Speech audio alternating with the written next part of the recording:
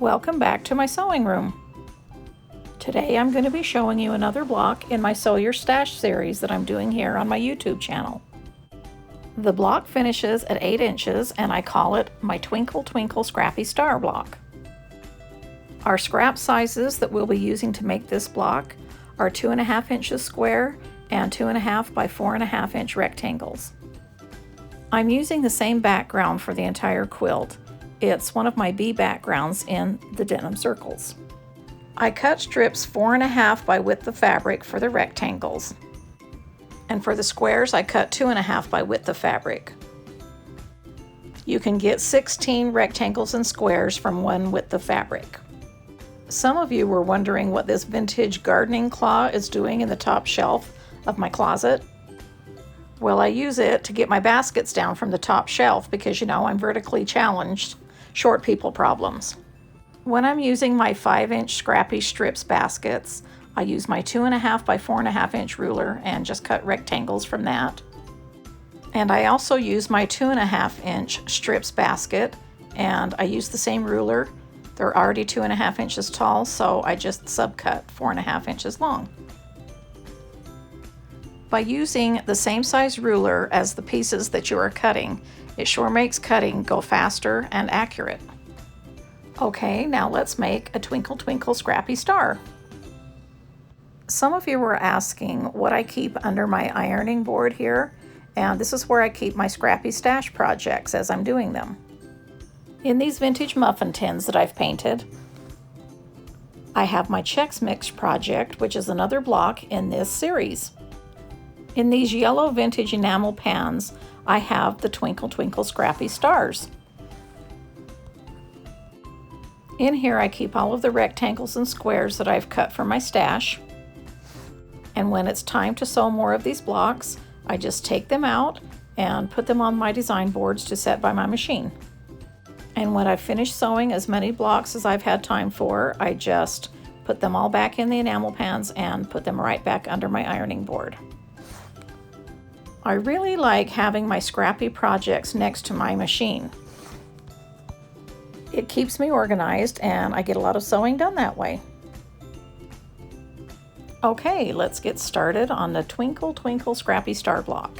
The first thing we need to do is sew 2 rectangles together, one the background and one being a scrappy print.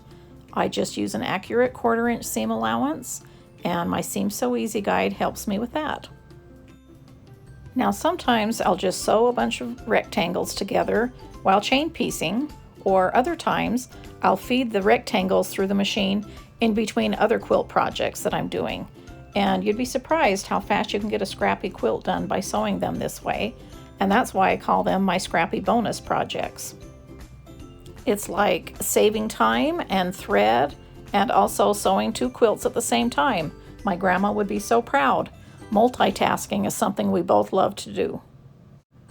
Now when I'm pressing these rectangles together, I don't press these seams open. I just do a quick press to set the seams, and then I press towards the print.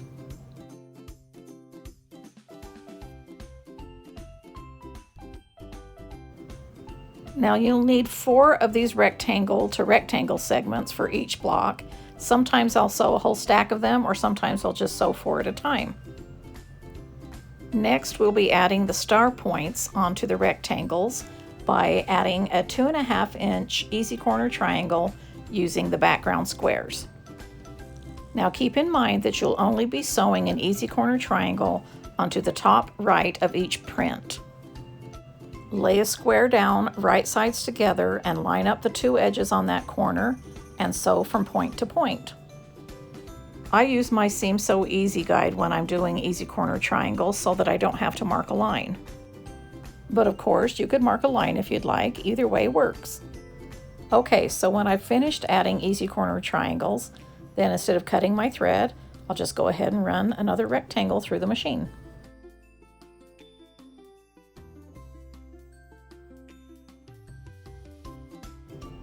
I trim an approximate 1/4 inch seam allowance. It does not have to be accurate because it's already sewn, and then I'll just take them over to the ironing board and press those triangles open. When I'm pressing open my easy corner triangles, the first thing I do is use the pointy tip of my iron to get that all the way open. And I really try to be careful not to distort because it has been sewn on the bias. Okay, and just like that, I've got all 4 sections ready to make one block. So the next thing I do is grab my design board and lay them out to see how I want to sew them together. Now keep in mind when you're laying these segments out on your design board that the background rectangle always goes on the outside and the scrappy star points go on the inside. Just give it a quick look over before you sew them together to make sure everything's going in the correct direction.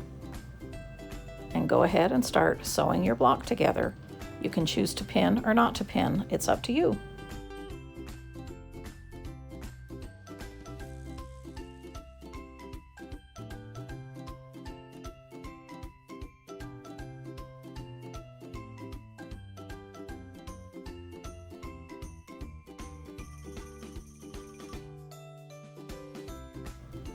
Now once again, when I'm finished sewing these 2 segments together, instead of cutting my threads, I'll just go ahead and run another set of rectangles together under the machine.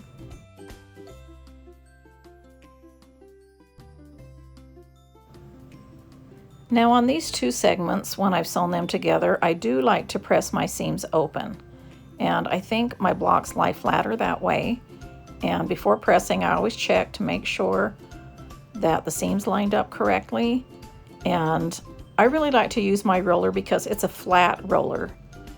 Some of my vintage rollers are rounded, and I think those were used more for pastries. But this one is like a vintage wallpaper roller where it's flat, and it really helps to open those seams nicely. After rolling my seams open, I go ahead and give them a quick press with the iron and then sew the last 2 halves of the block together.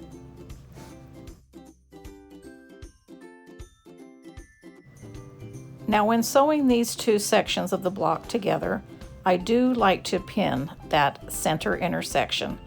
I find that if I have it lined up, then the other 2 seams line up as well. I go ahead and use my double pins because one side of the pin goes on each side of the seam, and I really love how it lines up exactly every time.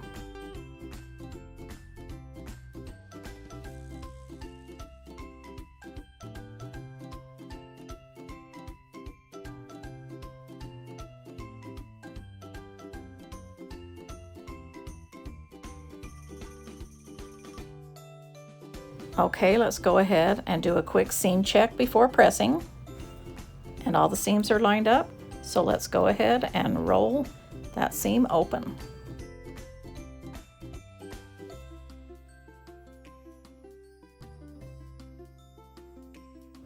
And afterwards, give it a quick press with the iron. Normally, I would let it sit here for just a few minutes and let it cool down so that I don't distort the block. But for filming, I'll just go ahead and put it right back onto my design board. And there you have one finished Twinkle Twinkle Scrappy Star block. Each block should measure 8.5 inches square at this point. Now, besides making this star completely from my scrappy stash, one of the things I love about it is that when you sew them together, the points don't match up with another point, and it's just so fun to sew them together. You don't always have to worry about cutting your points off. Thanks so much for joining me today, and I'll chat with you next time.